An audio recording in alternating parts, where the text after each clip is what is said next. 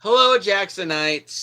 Hey, I already have one viewer. And welcome to the next Godzilla.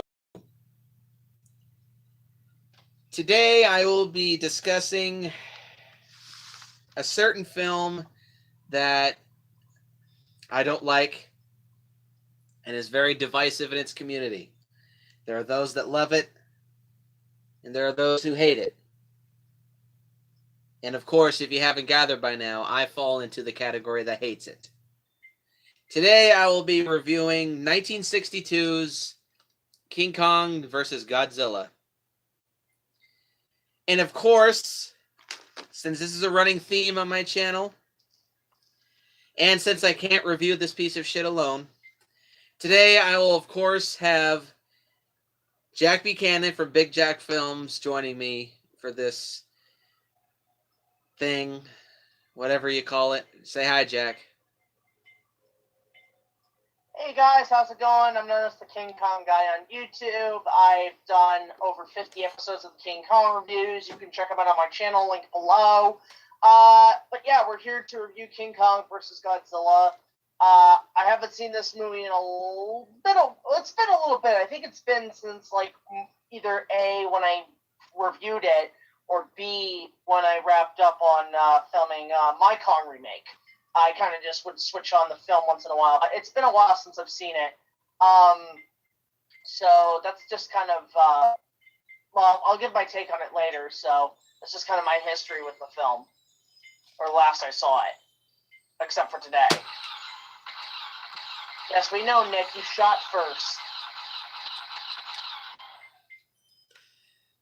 In case you haven't been able to tell, Jacksonites, I really don't want to review this movie. Well, because you're reviewing all the Godzilla movies, and to quote Mr. Plinkett, you gotta do it to get it over with. It's like an obligation, like going to your stupid daughter's graduation. You know it's gonna suck, but you just gotta go in to get it over with. Nah, fuck that metaphor. So think of it as an obligation, not a whatever. You kind of have to. No, I just kind of think it's more comparable to cutting through a mile-wide onion. Not because there's many layers, but because there's going to be a lot of tears involved. We're not bringing up Shrek right now. Please do not bring up That Shrek. actually was not a Shrek reference. I fucking hate Shrek. I don't, but that was a Bennett the Sage reference. So, yes, indeed, King Kong versus Godzilla. So, Jack, what is your personal like? How are you introduced to this movie? I was introduced to it actually at a very young age, because I remember I didn't even know it existed. Because really, I'd seen the original obviously first, and then King Kong Lives. Those were my first two Kong movies. I remember I've been to Universal Studios a couple of times, been on the old Kong ride, so I was kind of a minor fan. I didn't really get into Godzilla, honestly, until the 98 film came out 20 years ago. Which I need to have you re-review that with me, too. That was the first time I ever heard of anything Godzilla, and I was like, okay, Godzilla's kind of cool.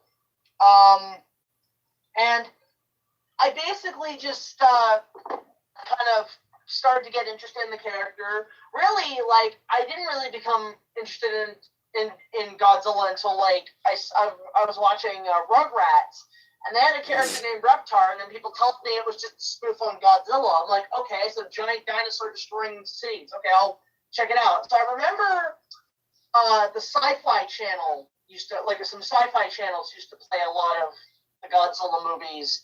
And I also remember renting a few from my local Blockbuster Video. One was Godzilla King of the Monsters. The other was Godzilla vs. Mechagodzilla. And then another one was King Kong vs. Godzilla on VHS. So I watched it on VHS once or twice, and I thought, that's stupid fun. I just remember some of the shitty dialogue, just like, Kong vs. Godzilla. It's brilliant, right? Shit like that. Just that kind of... No more! I'm sick of Godzilla. Yeah, I remember that guy. It's like, put your hand on the monster. It's like the terrible poor dubbing. And it wasn't really again, like, once the Peter Jackson film came out, I became completely interested in Kong again, and I've been collecting Kong movies ever since. So I finally got Kong vs. Godzilla on DVD. Actually, it was that and King Kong Escapes, and it was when I went to Universal Hollywood for the first time, and they had the DVDs for sale in the souvenir shops. So I figured I'd grab those since I couldn't find it anywhere else, and I watched them. I'm like, my take on it is that it's so, like, the concept is fucking brilliant. You know, like, King Kong, the greatest American giant monster of all time, versus Godzilla, the greatest Japanese giant monster of all time, in a duel to the death. What could go wrong? This is a perfect concept. But the problem is, this was made in the 60s when everything was silly and stupid. And this movie is stupid fun, is how I can describe it. Because the concept's great, but the overall final product is, like, total garbage. But yes. You have fun with the garbage. And hopefully by 2020, they'll be able to actually get this shit right. So, because it's been over 50 years since they fought each other. So I think it's about damn time for a rematch. Especially given the fact that they tried to do it several times with the Heisei era films, and because they couldn't get the rights to Kong at the time. They even considered doing Godzilla versus Mecha Kong, and even Mecha Kong versus Mecha Godzilla, and that would have been amazing. But because it looked too much like King Kong, they just scrapped it and made Godzilla versus King Ghidorah instead. And we'll get to that at some point. Hi, Raiju Kaiju Productions. He's a newcomer to my channel. And hi, Justin Tang. Hello. Justin Tang is a strong advocator and defender for this film. So my history with King Kong vs. Godzilla is a little more in-depth. Well, actually, no, I think it's about in-depth. Okay, so I actually was aware of this movie at quite a young age. When I started first using the internet and I started researching Godzilla, I found out that King Kong vs. Godzilla actually was a real movie pretty quickly. And for the longest time, I just pretended it didn't exist. I just absolutely, completely pretended it didn't exist. Like, to the point where I got a typewriter from my great-grandmother. When she passed away, we were sorting through her house, and I got a typewriter. And I love that thing. I used to type down a whole bunch of random shit whenever I wanted to. In fact, I remember one time I had a Marvel encyclopedia, and over the course of 2 days, I typed down every single Marvel superhero in that book in alphabetical order from beginning to end. I love typing on that thing. And one thing I used to type quite often was the list of every single Godzilla movie. I just pretended King Kong vs. Godzilla did not exist so much I would always skip over it. I always remember doing that. I always skipped over King Kong vs. Godzilla. It wasn't until my mom went on Amazon for the first time to buy me a bunch of Godzilla movies when she asked me which ones would you like to get. And I finally got curious, and I said, make one of them King Kong vs. Godzilla. So it showed up that Christmas, and it was actually, I think it was the first one of the bunch that I watched. And I actually, back then, I remember liking the movie because it was just, I thought back then it was just goofy fun. Of course, I didn't like the fact that, okay, no, I'm not going to get into that. I didn't like the fact that King Kong was the one to get away in the end. I was really hoping Godzilla would fry his ass to a crisp. And of course, I was always aware of the rumored double ending of King Kong vs. Godzilla, which is not true. For those of you who don't know, the double ending is, there was a rumor going around for the longest time that in the Japanese version of King Kong vs. Godzilla, Godzilla wins, and in the American version, Kong wins. This is not true. Kong acknowledged the fact that he wins. Rumor, I just want to point out, that rumor started in the Crestwood monster books from the 70s. That's where the rumor started, and that's how it got on the internet, and then everybody realized it was total bullshit. Yeah, I actually remember I used to read that that book all the time. Anyway, so I read the Kong one. I read the Kong one too, but the Kong one didn't interest me. Anyway, you know those books are worth a fortune now, eh? That don't surprise me. But anyway, where was I? Oh yeah. So for a little while, for a couple of years, I rewatched the film various times, and my likeness of the film kind of stayed the same for a few years. Then I didn't watch it for a long time. I think it was like 4 or 5 years before I actually watched the movie again. And that's when the movie started to go downhill for me. And upon subsequent attempted reviewings of the film, it just kept losing value for me over time. And now it's gotten to this point. I am coming out here and saying King Kong vs. Godzilla is my least favorite Showa Godzilla movie of all time. Worse than Godzilla's Revenge, worse than Godzilla vs. Megalon. I mean, I would so much rather watch Godzilla vs. Megalon than this movie. I mean, this movie makes Megalon look like an Oscar-worthy contender to me. I'll be a slight defender on it. I think honestly, there is some redeeming qualities to this film. On the one hand, I actually really like Godzilla's design, the way he's shot in this movie. He still looks terrifying. He still is a badass, and it's great. I think for the time, it was a monumental film to bring these two together. Like, this is like before shit like Marvel or like DC thought of doing crossovers or anything like that. This is before really this is like one of the first major crossovers aside from the Universal monster movies. So it really was one of the first sparks for the crossover genre. The other thing I will give it credit for is honestly, with like Movie Bob pointed this out when he was skeptical about 2014 Godzilla. He said, if not for this Godzilla, then the 1954 Godzilla would just be a slight piece of Japanese pop culture. I think without King Kong versus Godzilla, the Godzilla wouldn't have had as big of a comeback and as big as a following without this third film to really kick the franchise in.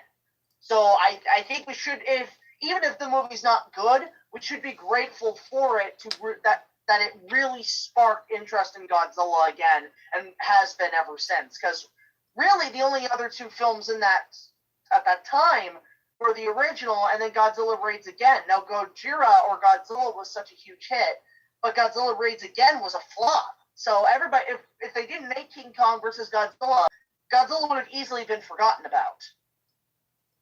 I just want to point out, Raiju Kaiju, that I also think GMK is garbage. But we'll discuss that when we finally get to GMK.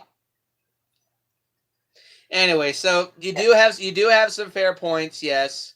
But I still, I just really don't like this movie.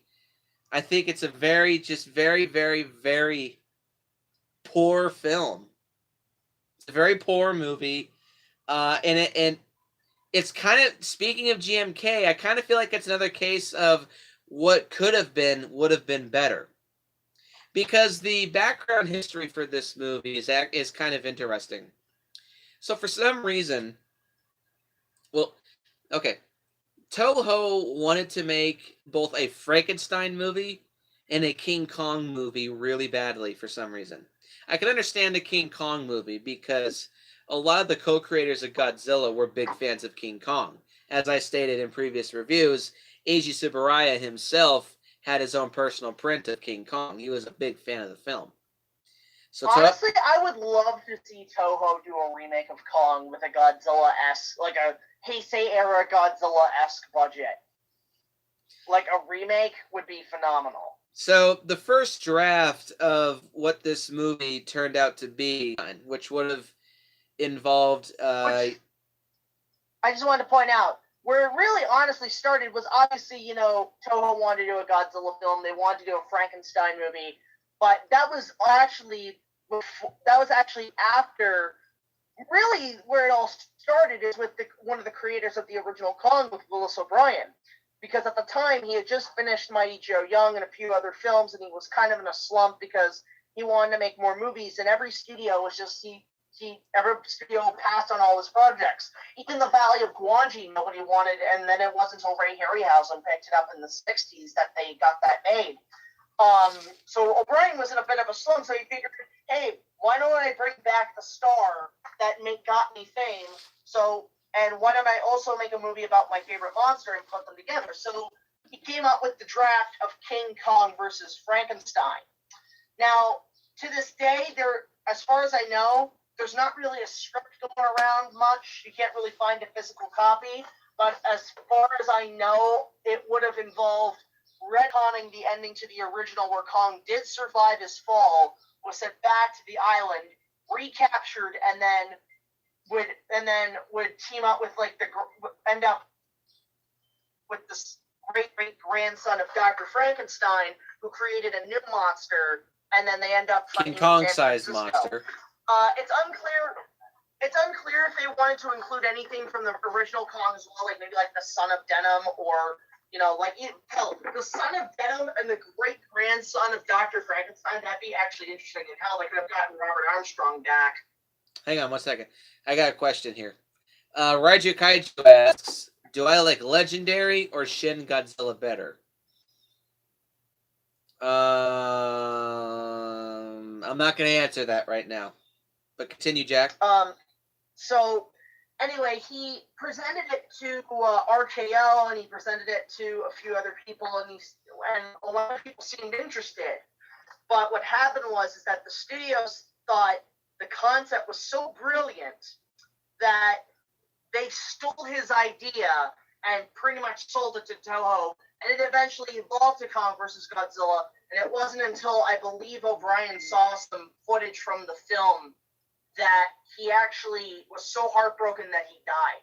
And it might have been old age, but a lot of people think it was a broken heart that killed him. That, this movie, see, for you, I can see how bad it is for some, because this movie killed one of the creators of Kong. That's how bad it is. It killed them. And the only bit of background information I can throw in is that, yes, I do know one of the reasons that King Kong vs. Frankenstein fell through was because Toho lost the rights to King Kong for some reason. So then they redid it, and they retooled it, and they made it into Godzilla vs. Frankenstein, which I still think would have been a really cool idea, which would have involved a Godzilla-sized Frankenstein monster. But then they lost the rights to Frankenstein, and then they got the rights to King Kong back. So then they retooled the script and just made it to be King Kong versus Godzilla. And this explains why Kong is able to keep his stupid retcon bullshit Deus Ex Machina lightning powers. Speaking of which. Oh, we talk about the plot. Yeah, I'll get into that in just 1 second. So that's how the film came to be. I actually think we should have either gotten King Kong versus Frankenstein or Godzilla versus Frankenstein. I think those two movies would have been far better than this piece of garbage. So, let's get into the plot of KKVG. Now, I'm going to be kind of short with this plot synopsis because ultimately the plot is fairly kind of sort of simple. And this movie is only 97 minutes long, so I don't think this plot should be that deep. So, Mr. Taco, who I hate this character. I hate this character, played by Ichiro Arashima, who is the head of the Pacific Pharmaceutical Company. Is frustrated with all the television shows in his company, and he wants something to boost his ratings on his TV shows. he's told by a doctor about a supposed giant monster that he discovered on a small island called Faroe Island, and Taco believes that if it's real, it would be a brilliant idea to use the monster to gain publicity. And I have to quote one of Jack's videos. Why do people think capturing giant monsters will bring them money? Yeah, like, I mean, I get it's like a rare species or something like that. And, like, but are they aware that the island's going to sink or something? Or, like, then they think, oh, if we capture it, there's no other chance. Well, this is the thing I thought about exploring in some sort of, like, storyline for my remake, is that now that Skull Island has essentially been discovered by the public, other people are going to go to that island to explore it. So it's like, why capture Clone when you could leave him there and let other people go find him? Moving on. So Taco, he immediately sends two of his, I guess, best men in his company, Sakurai and Kinsaburo, played by Tadao Takashima, and, or wait, is that his name? Hang on, Kinsaburo, excuse me, and Yu Fujika. Tadao Takashima would later go on to play the main older scientist guy from Son of Godzilla. So he sends these two men out to Faroe Island to try to find and bring back this supposed creature. And meanwhile, an American atomic submarine called the Seahawk gets caught in an iceberg for some fucking reason. And as the iceberg collapses, Godzilla is unleashed once again. In the Japanese cut, he had been trapped in that since 1955.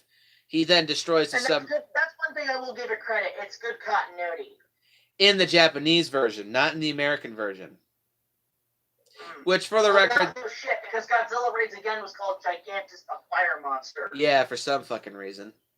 So, Godzilla then destroys the submarine and also a nearby Arctic military base. It's actually kind of a fun scene. Even though the Kong hand puppet looks like shit, but the Godzilla hand puppet looks like absolute garbage. So back on Faroe Island, the two men finally do arrive, and they discover these black-faced natives. Oh my fucking god! Oh god! Okay, before we get to that, can I just point out that when Godzilla first attacks Tokyo Bay, that even though like the puppet doesn't look that good, the wide shots of him approaching are pretty goddamn terrifying. They look pretty damn good for the most part. Yeah, they do. They do. I'll give this movie that. Like, when I think Godzilla approaching, I think of that visual image, and it looks pretty damn good. Yeah, it does. So these two men... Well, the octopus is real, Raiju Kaiju. It was a real... But we'll move on. It was a real octopus. So, yeah, they discover these black-faced Japanese natives. And they strike up one of the men that they bring along, who stands around with his hands up in the air, and he kind of makes like this duck face. And he strikes up a conversation with these natives and say, "We're just here to explore. We want to see if your creature is really real." So they investigate the island for a little bit, and a thunderstorm strikes. They hear this giant roar. So they head back to the villagers' camp. And that night, a giant octopus attacks the native village. And after doing some damage, it's seemingly after these giant pots of a red berry juice. And then red berry juice is made of these red berries that's apparently these medicinal berries that in the American cut they're explained that they're good for chemotherapy. They have medicinal purposes that apparently fight cancer, which is actually it's kind of an interesting concept, but it's kind of dropped after the first act. I'll get to that in a minute. So as the octopus attacks, At the climax of the fight, the Pharaoh monster is revealed to be a 45-meter tall King Kong.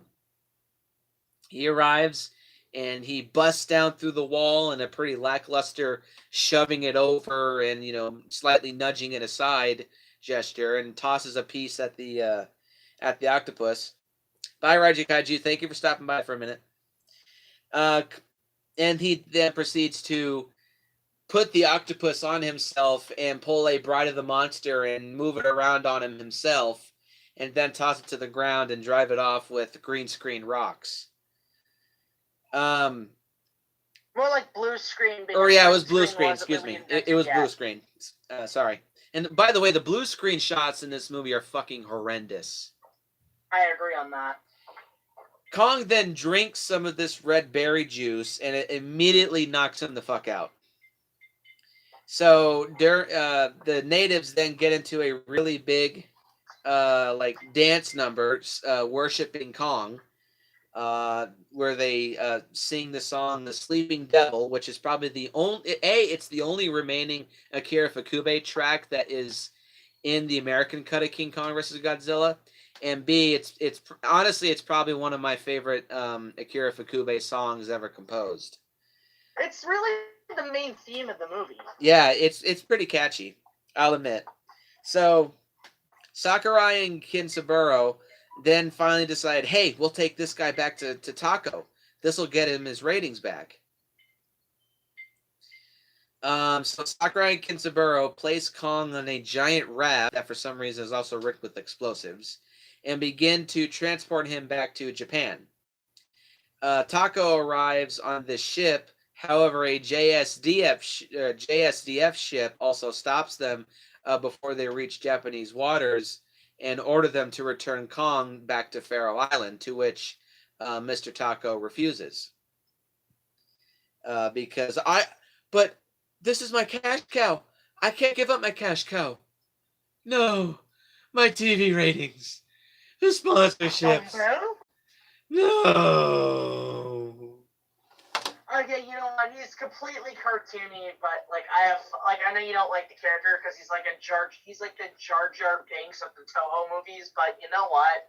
I'd rather watch Mr. Taco than Jar Jar. Fuck you! I like Jar Jar Binks. You're so fond of me now, Done. Moving on. Meanwhile, while this is going on, Godzilla arrives in Japan, and he starts going on a rampage throughout the countryside. Not really much is done with Godzilla in this movie, to be 100% honest. So Kong wakes up. Godzilla is supposed to be more of an incoming storm, or like the villain of the piece. He's not really meant to be the hero yet. That wouldn't be really until Ghidorah, the three-headed monster, that he really becomes a protagonist or an anti-hero. So Kong wakes up, and in order to let's see, Sakurai and Kinsaburo, they realize, yeah, we can't bring this guy to Japan. So they try to blow up the explosives on the raft, but when they flip the switch, I guess it's dead because the water made it go bad. So they shoot the explosives, and a giant explosion goes off, and they think they killed Kong, but he wakes up, and he starts roaring, and you hear the Creature from the Black Lagoon music play. Admittedly, that's a really awesome scene. Here's the problem, and I want to bring this up right now. I will agree with you. The Kong suit is fucking terrible. Wait till we get to the cons, please. Please wait till we get to the cons. I know. Don't you mean the Kongs?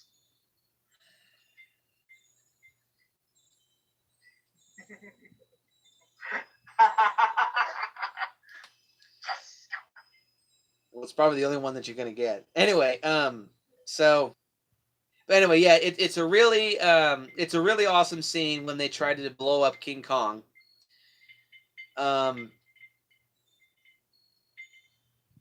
But of course, it doesn't work. King Kong is pissed off, and he swims towards Japan, and he goes on his own rampage. Kong then confronts Godzilla, and then proceeds to throw rocks at him, giant styrofoam rocks. However, Godzilla is not in the least bit fazed by this, and he then uses his atomic breath on Kong, and his fur is turned to ash, and he's kind of pushed Patting back. his chest. He's like, ow, ow, ow, ow, what the fuck? The fuck is this shit? And then when he realizes Godzilla is pretty much just a walking flamethrower, Kong retreats after realizing he's not ready to take on Godzilla yet, and he turns away with his tail between his legs, and he... Okay, I love that bit where he's just like walking away. He's just like, what the fuck was that about? And you know what's weird? You know what that reminds me of? Is right in there, because here's a fun thing I like to think of. If you guys have ever played the original Donkey Kong Country on Super Nintendo, when Donkey Kong dies and you get that music, that's Donkey Kong Country 3. But in the original Donkey Kong, he actually falls down and then he actually just scratches his head like, what the fuck, right? So I like to think that Nintendo made that as a little thing from King Kong versus Godzilla. He said, what the fuck just happened? So anyway, after this fight, it's not really a fight, but Kong and Godzilla proceed to go on their own rampages throughout Japan. So the JSDF dig a large, and when I say large, I mean a giant pit laden with explosives and poison gas in it, and they lure Godzilla into it, and he falls into it, and seemingly the plan is a success. However, Godzilla, of course, climbs out of the pit with the Creature from the Black Lagoon music playing completely unharmed. That's admittedly, that's kind of an awesome scene. And they next string up a giant barrier of power lines, those again, around the city. Yeah, like it's been how many movies now? You tried it once before, it's like, no, it's not gonna work again. Why? However, it's filled with 1 million volts of electricity, whereas 50,000 volts were only used in the original. Okay. Which then, at this voltage, they prove to be effective against Godzilla. Man, the electric bill must be up the roof. Godzilla got quite the shocking experience when he touched those, didn't he? Mm. So Kong then approaches Tokyo and tears through the power lines, feeding off the electricity, which seems to give him strength, and is completely fucking stupid. Yeah, here's the thing. The whole electricity thing was just more from Frankenstein. Yes. That's what really originated. That's why I really think they should have stuck with Frankenstein for this film. I mean, the thing is, too, I want to point this out. The hand puppet of Kong, when he's chewing on the wires, looks like goddamn Cookie Monster. He looks like Cookie. He's just like, give us cookies! Cookies! Like, you're literally down he looks like a fucking baboon. But moving on, we'll talk about that when we get to the suit. It's like, give me electricity! Give me cookies! It's still stupid. Kong then appears in Tokyo, and of course, in a scene that has to homage the original, he picks up a train, and he captures a woman named Fumiko, who is the sister of Sakurai. The JSDF, when getting the idea from Sakurai and Kinsaburo, they load these kind of capsules with the berry juice, and they shoot them above Kong when Kong climbs aboard the Japanese diet building with Fumiko in his hand. And they play the Sleeping Devil once again in order to recreate the ceremonial dance that he would receive on the island. He falls asleep, and they're able to rescue Fumiko with more really bad blue screen effects. Now, I will admit this scene is kind of cool to look at just to see Kong trash some shit. But the problem is it's so inconsistent of the size of Kong, the people, and the train. Yeah. Like, even the hand isn't big enough to hold the girl. Because, like, there's times where she's supposed to match, like, this tiny little girl, it's supposed to be about, like, at least with Kong Skull Island, they got that right. But here it's like she goes from, like, being in the hand to, like, a little like, what do you call it? A little Cabbage Patch Kids doll. And Justin Tang says, all of a sudden, Mie Hama became the world's tallest woman. Yeah, that or she became, like, Kong was looking at her, it's like, oh, a Funko pop vinyl, yay! So then the JSDF then decides to transport Kong via these giant balloons, along with this experimental super strong wire that one of the characters have been working on. Which they never bring up in any of the movies again. Nope. But then they transport Kong to Godzilla in hopes that they will kill each other. The next morning, Kong is dropped next to Godzilla at the summit of Mount Fuji, and the two engage in a final battle, which I'll admit, it's kind of a fun battle. Yeah, I'll admit, it's pretty cool. Godzilla initially has the advantage due to his atomic breath and just him being a giant walking tank, and he nearly kills Kong.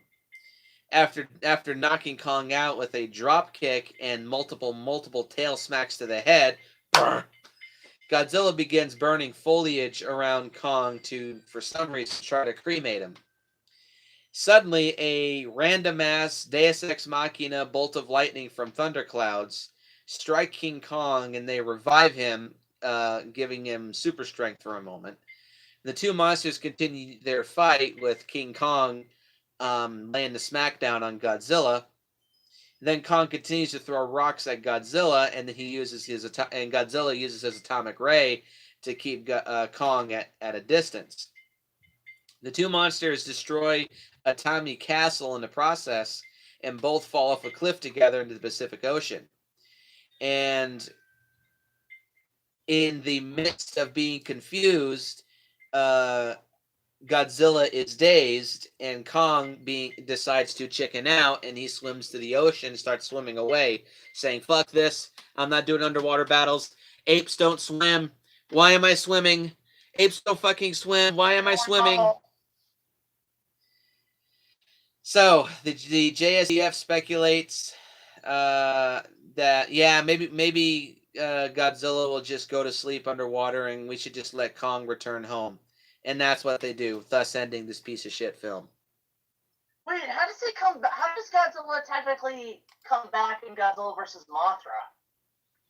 Mothra? You could say that, he was just sleeping, and while he was sleeping, he must be the world's heaviest sleeper, during that typhoon, he got washed ashore and buried. Then when he woke up, he was buried under tons of dirt, so that's how he woke up. Alright, that makes sense. So, how about this plot? It's stupid. Yes. Yes. Very, very, very, very stupid. Did I mention it's very stupid? Yes, I can receive your messages, Justin, though for some reason you keep retracting them. Anyway, so let's immediately just jump into the pros and cons. I just have two pros. Okay. First off is the final monster battle. Admittedly, yes, is pretty fun. And like I said, this movie has a couple of admittedly decent moments. When Kong bursts through the water with the Creature from the Black Lagoon music, that's a cool scene. And he's clearly pissed off, and he's roaring like crazy. That's a cool scene. And why are you trying to do... Don't bother. So, yeah, the suit's good. No, what am I saying? My brain's not working right now. Well, hang on. Let me finish. And just overall, the final monster battle is kind of fun. I feel like it is kind of balanced, actually, for the most part, despite Kong's bullshit electrical powers, if they include Kong's supposed bullshit electrical powers in Godzilla vs. Kong in 2020, I will instantly lose faith in the film. I don't think they'll do that. I think it's just going to be about a battle between physical strength and physical power. So. And the last pro that I have is that for some of the movie, the special effects are good. The miniatures are well made. The sets are actually quite large, which does lend to making Godzilla and Kong look big. The Godzilla suit looks pretty good. The Godzilla suit itself looks fairly decent. It's called the King Goji suit, for obvious reasons. It's a fairly simple title. I do like the look of the suit. Godzilla looks a lot more bulky in this movie than he did in the previous movie. He looks a little more muscular. His head looks a lot more T-Rex-ish, which I do like. He has a much wider jaw and Actually, you know what? You know what he looks like? And much larger eyes as well.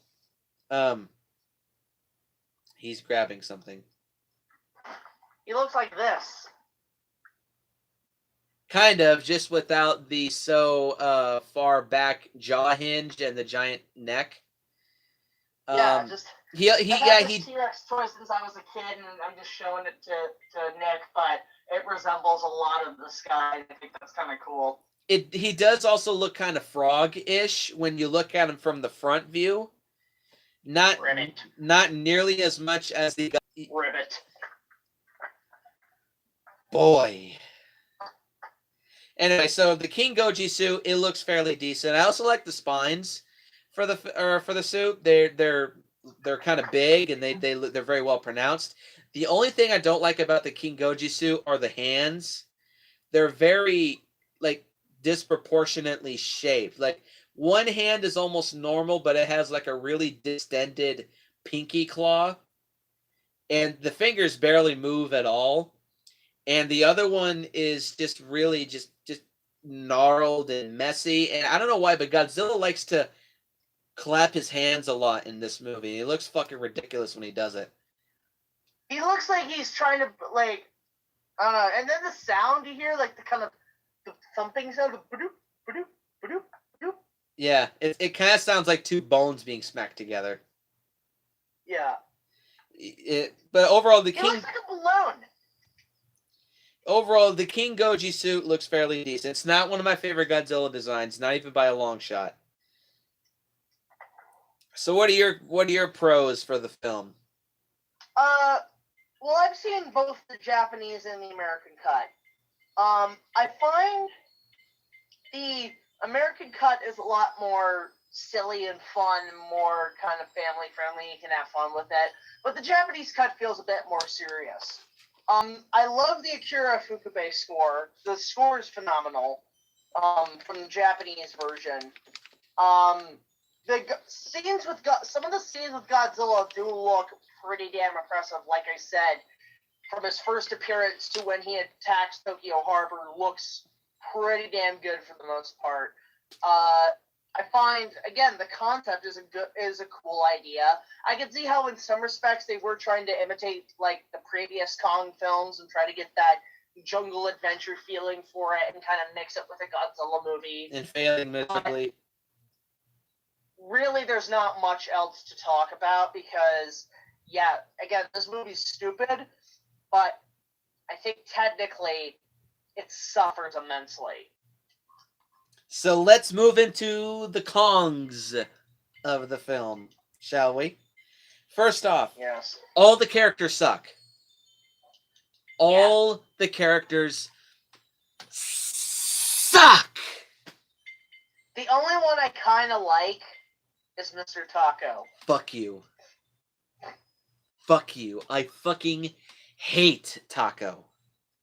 Taco is easily the worst character in this movie and is one of the worst characters in all of Godzilla movies, especially early Showa era Godzilla. I hate Taco.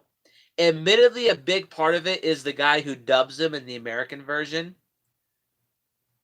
He just goes way too over the top with the goofiness.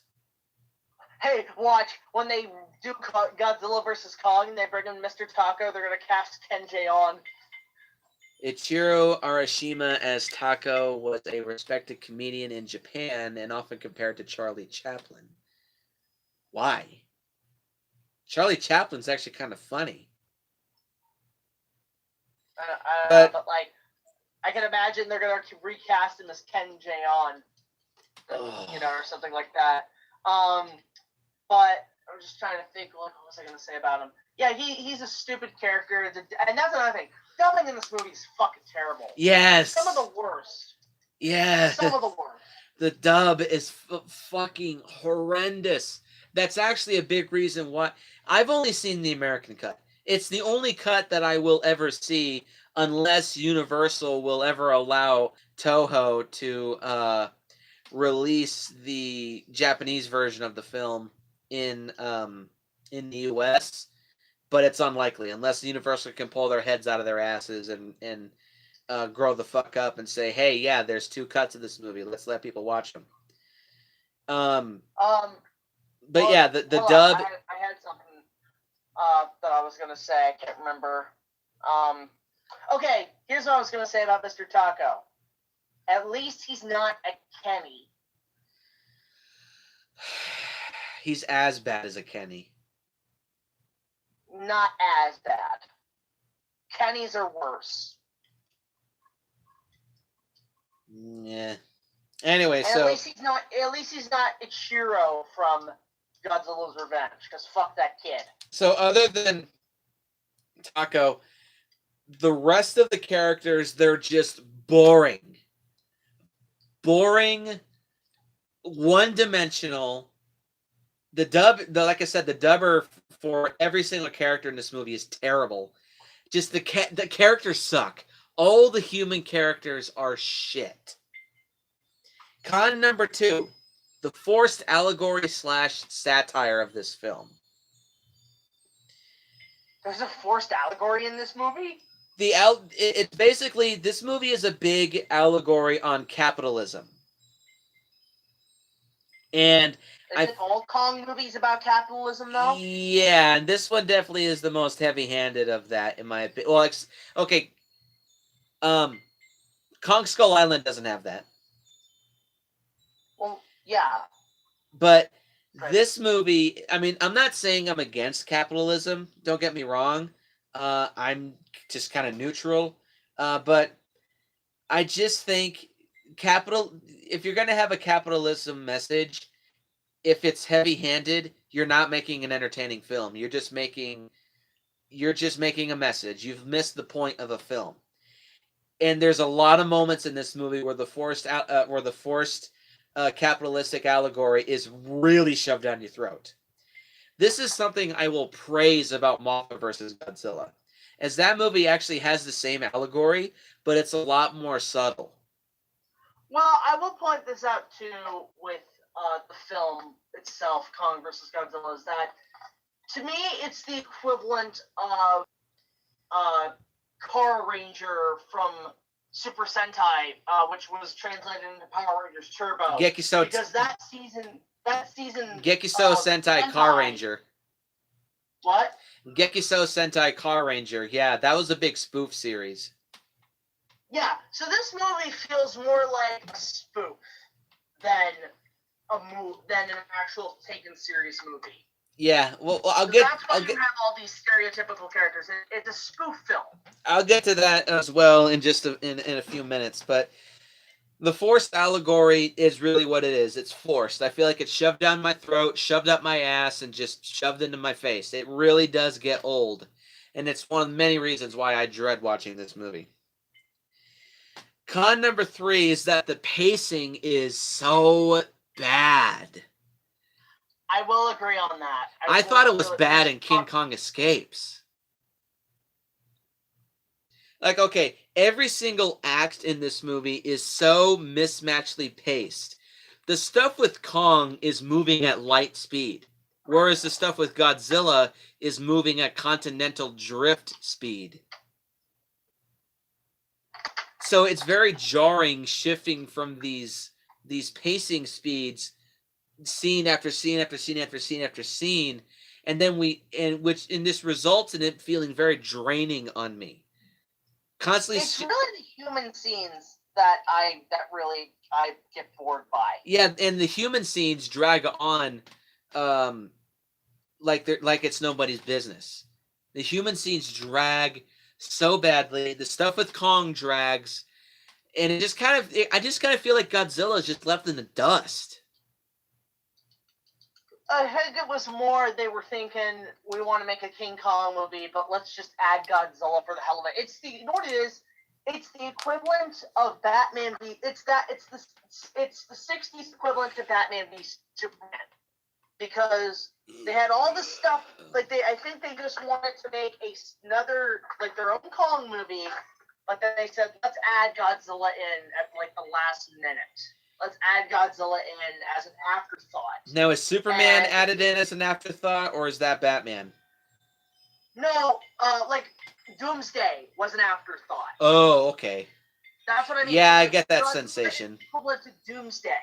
I still haven't seen Batman versus Superman, so I can't exactly attest to that conversation. I own Batman versus Superman, but I still haven't watched it.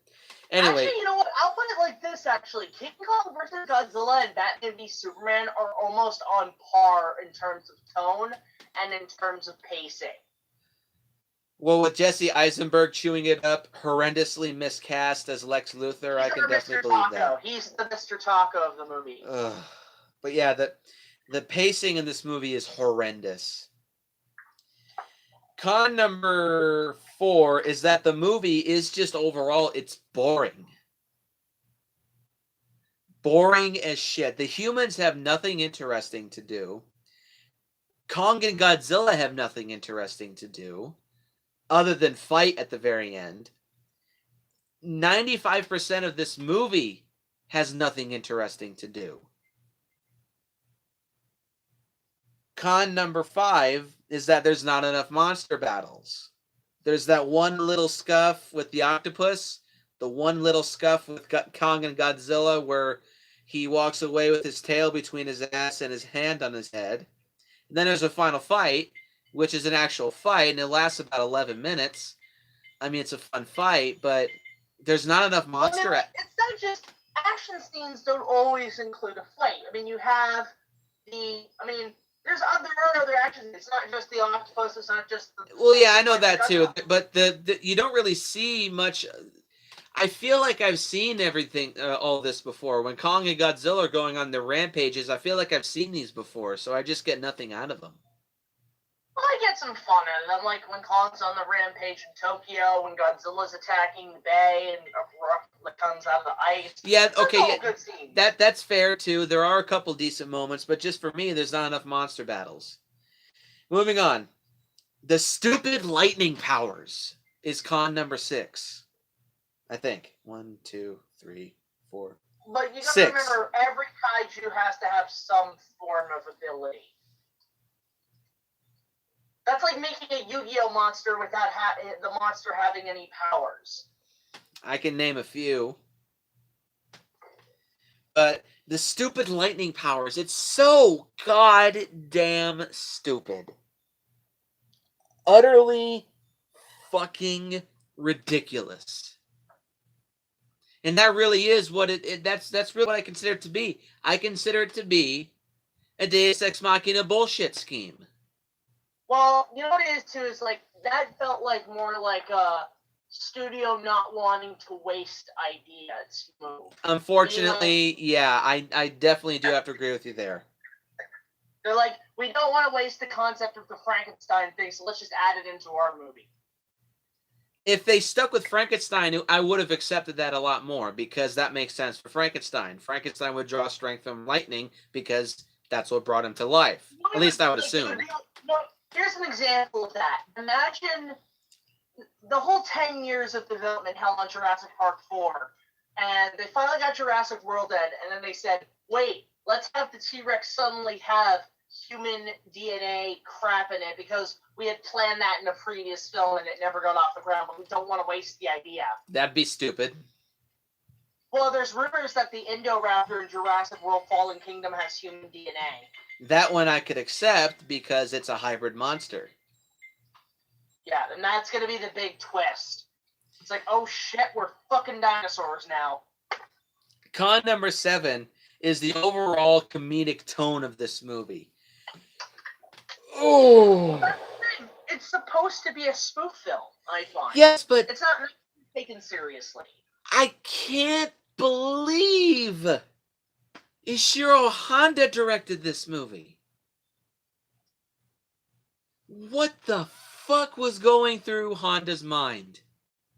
Making this movie as goofy as it fucking is. This is a fucking cartoon.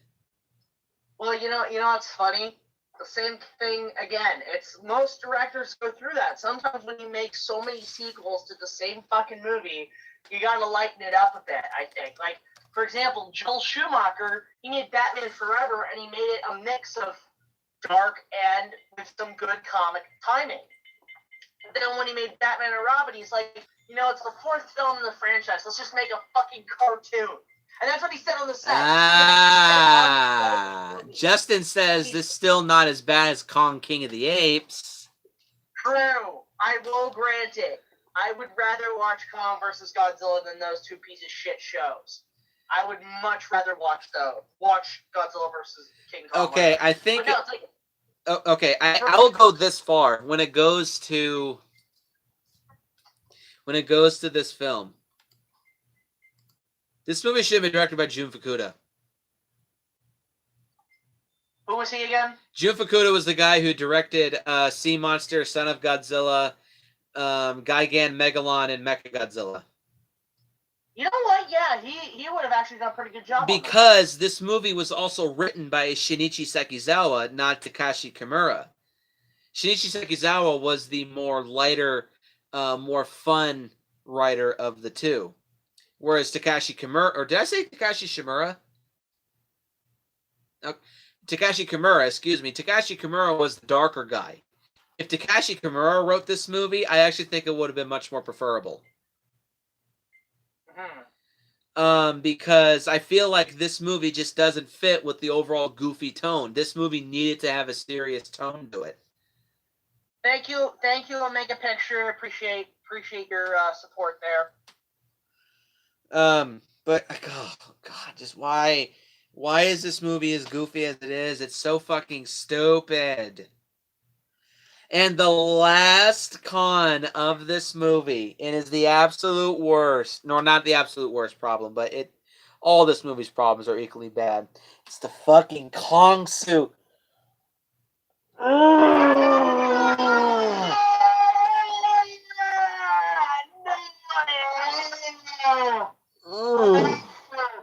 That suit is fucking terrible.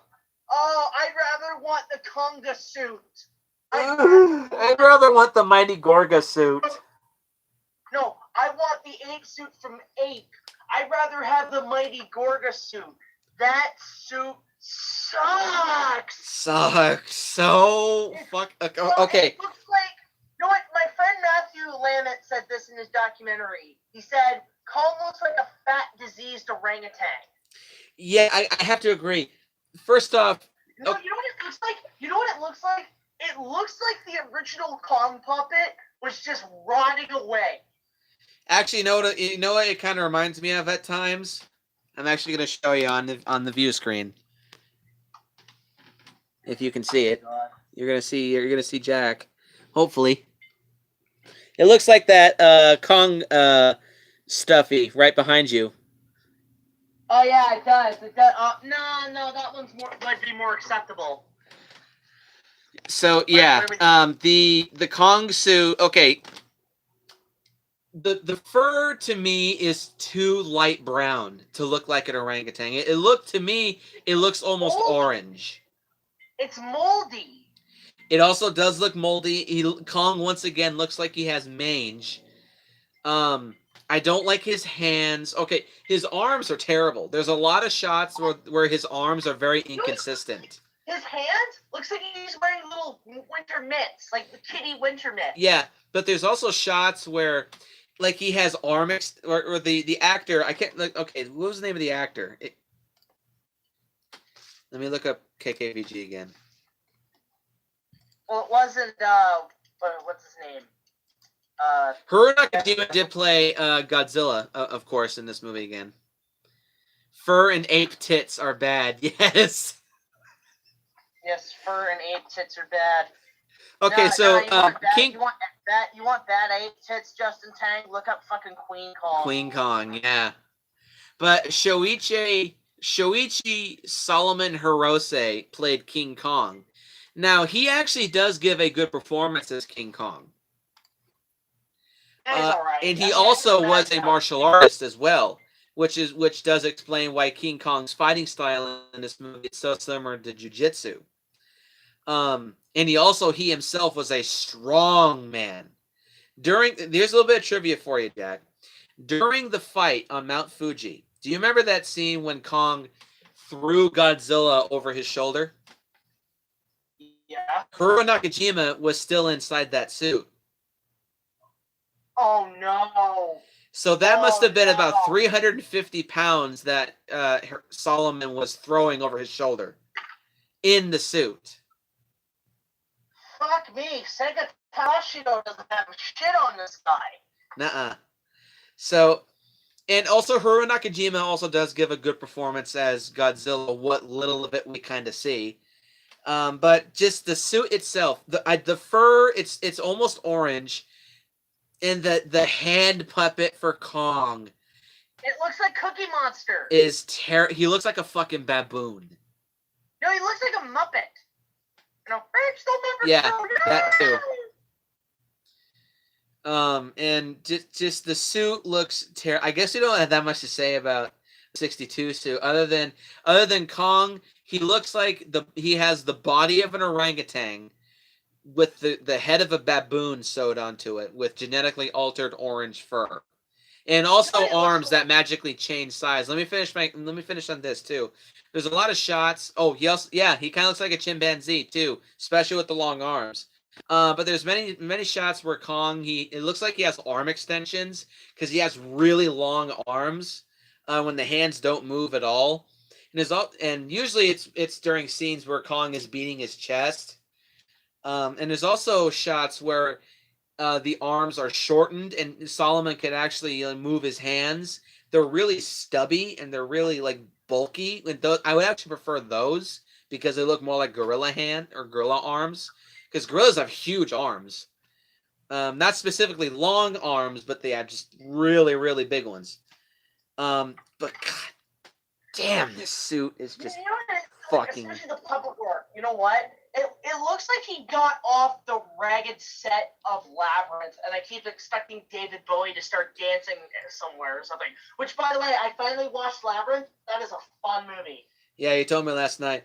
I saw my Kong suit, and it made me cry many tears. What should I do?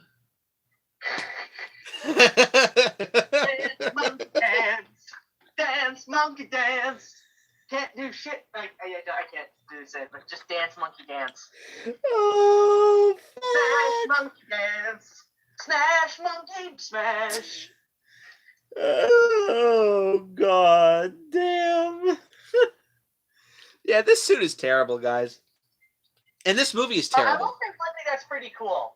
I did like the octopus. The octopus that was the real octopus. And you know how they got it to move? They blew a blow dryer. Yeah, they blew a blow dryer on it. Now, and you know what? After that scene was done, I want to explain this. Subaraya ate it. Ichi Subaraya ate it. Ate it. Yeah. And to quote James Roll, Subaraya, man, yeah.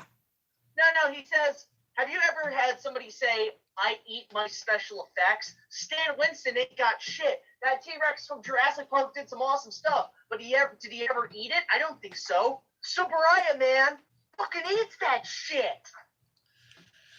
So, yeah, this suit looks terrible. The blue screen effects also look horrendous, too. They absolutely eat up everything. This was one of the first movies to incorporate blue screen. And this was 5 years after Mysterians. And they looked better in the Mysterians. Yeah, actually, fun fact, if you ever go and see the original trailer for King Kong vs. Godzilla, the scene where Kong has the girl in his hands, in the trailer, they don't even put in the background of her in the hand, they just have her on a blue screen. They didn't even keep the shot. It's just her on a blue screen. They just splat that in the trailer.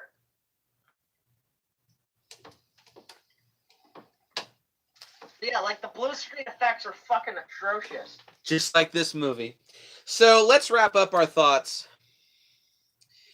Overall, guys, I don't like this movie. I think it's one of the worst Godzilla movies ever made. It's one of the worst King Kong movies ever made. I would rather watch this movie over Princess Luna Moon 12. Hello, whoever you are. I like the name.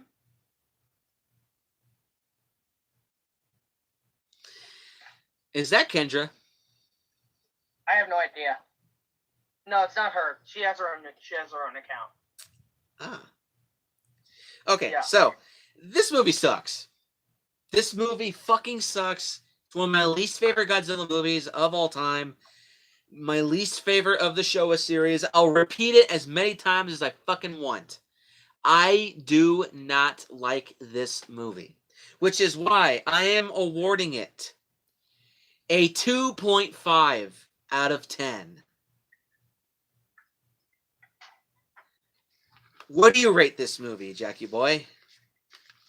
Okay, so for me, I consider it's kind of both good and bad. On the one hand, it's stupid fun, and if it's on TV, I'll watch it. It's really like that's when I'll watch it. I'll just sit down and put something on. I'll just get bored and be like, okay, I'll fucking watch this stupid movie. Yeah, but that's fine. The movie's stupid. The concept is a brilliant idea, and it really isn't until like we have to wait. Everybody had to wait literally 50 years for this rematch to happen. And the concept is great, but the overall final product was rushed. It Garbage. was poorly planned. There are a few great moments, like Godzilla still looks good, but the special effects are decent. The score is nice. The fight scenes and action scenes are great. The characters suck. Mr. Taco is kind of funny, and